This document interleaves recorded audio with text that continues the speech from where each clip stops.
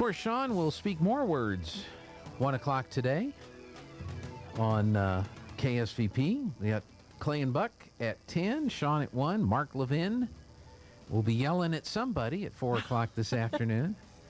And then Mark Walters with the Armed American Daily Defense Show at 7. And then for those of you that really want to have a totally different perspective on the news of the day, Clyde Lewis in Ground Zero at 8 o'clock. Heard him. He's our conspiracy theorist. Oh. Yeah. So ask him about Bill Gates, and he'll go off for a couple of hours on I have a daughter that does that. And she does an amazing amount of research and really looks into things. And so far, she hasn't been wrong. So I'll have to. Well, and he does an awful lot of research too, and like if you want to have another very interesting discussion, ask Clyde if you see him. So, did Neil Armstrong walk on the moon in 1969? Yeah, I've heard about that one too. Yeah, he has actually moderated his position. When I first met him 7 years ago, we had him come in for the UFO festival, and he did his show from Roswell. And they at that time, that was all set up on a soundstage. We did not walk on the moon. So he's moderated his position. We didn't walk on the moon in 1969, but we did get there later.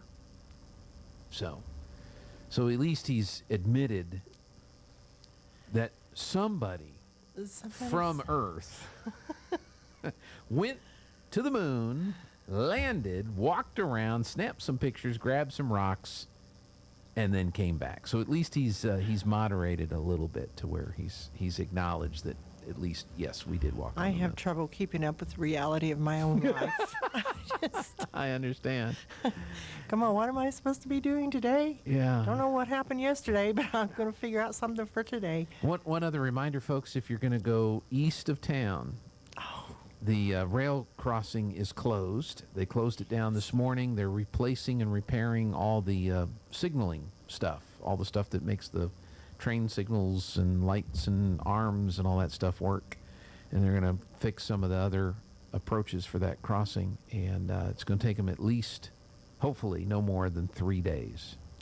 I saw that yesterday and all the directions that you're supposed to go, and I thought, I'm glad I'm on this side of all this mess. I don't have to get involved in that. Well, and I didn't help any. I had the wrong street.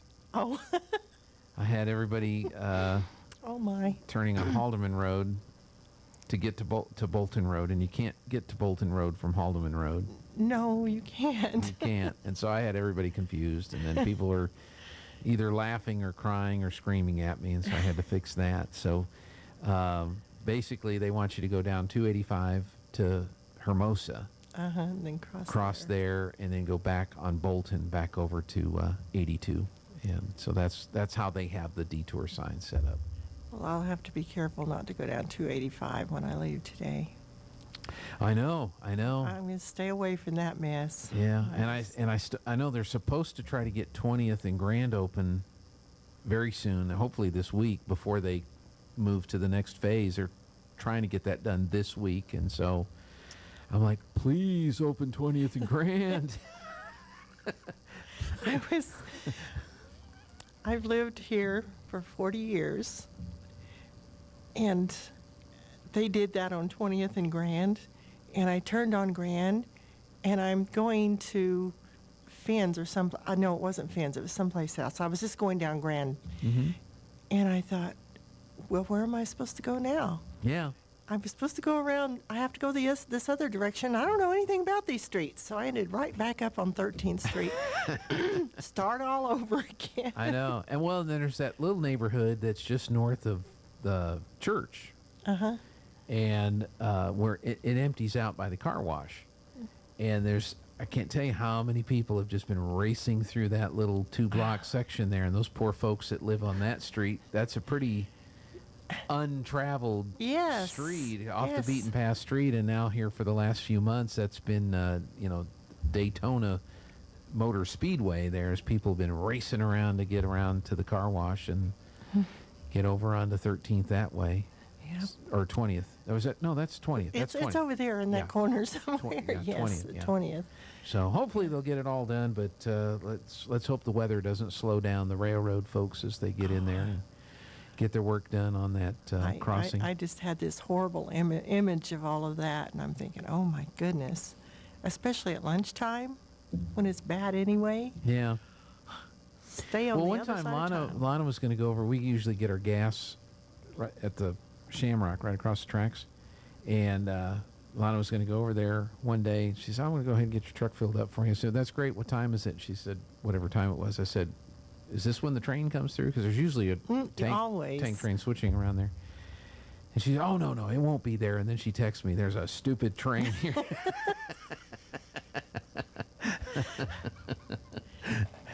Always when you need to get where you need to go. And you never see a train until you're trying to cross over there, and then there it is. There it is. It always, Yep. Well, funny how it always works that way. It is. Well, you brought some statistics. One of the things that you like to talk about is, are there consequences? What are the consequences Yes. for drinking and driving, and especially when it comes to the youth? Absolutely. So what have you... And this came up from a question that I read from one mom to another. It was asking what everybody thought about it, you know, and talking back and forth. Well, my child can go to a party and they know to call me, and I'm thinking, what reality do you live in? But anyway, so I pulled this up, and even though we've talked about it before, this one is a little bit more in depth, so I thought I'd bring it and read it to everybody. And it says, children who drink, and children is basically anyone under the age of 21. Which is the legal drinking age. Yes, which is the legal drinking age. Yeah, not 18, not 19, but 21. Certainly not 16. That's true, absolutely. They tend to be binge drinkers, just to see, you know, they get into this thing, I can drink more than you can, and all of this. 1 million high school students nationwide are more likely to engage in risky behaviors. And this includes drugs and everything else, but we're mostly talking about alcohol. They get bad grades because they're not getting their rest, and all of these other factors into this. Suffer injury or death. And now this one surprised me. An estimated of 1,844 homicides, 949,400 non-fatal violent crimes such as rape, robbery, and assault, and 1,811,300 property crimes are committed by kids that are drinking. This is across the board, that when they're picked up, they have used alcohol, and they're not thinking. This includes burglary, larceny, car theft, and, of course, underage drinking, which is against the law, and risky sexual activity. It's where, of course, I don't even need to explain that one. And making bad decisions. It inhibits their thought process. It does for an adult. But kids that aren't, let's face it, most teenagers aren't thinking straight anyway. We were all teenagers. We've been there. We've done that. We've made bad decisions. But you add alcohol or drugs to it, and you have a big problem. And young people who drink are more likely to have health issues such as depression and anxiety disorders, which, of course, these two things, when you start drinking, of course, it's a depressant. So it intensifies those behaviors, and then you have all kinds of problems going on. So for you folks that are thinking that it's okay to have alcohol in your house, and well, it's like one guy told me, I've been drinking all my life and it hadn't bothered me. It's the reason you're an alcoholic, but that's beside the point, you know. Yeah. These things just lead one thing to another, and you don't want your child to be one of these statistics. I was watching a video yesterday, I believe it was from Oklahoma, And the sheriff was talking, and he was talking about these 3 teenagers that was out drunk and having a good time, and they found a car that was not only not locked, it had the keys left in the car. And it was kind of a sporty car. When they got in it, they couldn't handle that car. And they wrecked it. One of them has passed away, and the other 2 are critically injured. So I thought, wow, come on, folks. Let's be adults. Let's be parents. And make sure that your kids aren't doing this. Don't just give them permission to do this and thinking that, oh, well, my kid's going to just call me on the phone and no questions will be asked and all this kind of stuff. Well, don't put that much pressure on your kid in the first place. But keep the alcohol and talk to them. Have that talk. I mean, maybe you drink beer. Maybe you stay at home. Everything's fine. But have that talk with your child, because there are headstones in the cemetery of young people. There are families that are hurting right now because somebody got in a car drinking right here in our community. I can think of the 4 with our big signs and many other signs that are around our community where somebody's chosen to drink and drive. And they've taken a son, a daughter, brother, sister, a wife, a husband. Well, those hurts don't stop. Right. You have, and to know that you allowed your child to get in a car, and even though you say, well, I didn't allow him to, I've heard that too. I didn't, he just did it. But just like these 3 kids, they found a vehicle that was unlocked with the keys in it. But what were they doing? And now there's 3 families Right. that have basically lost their children.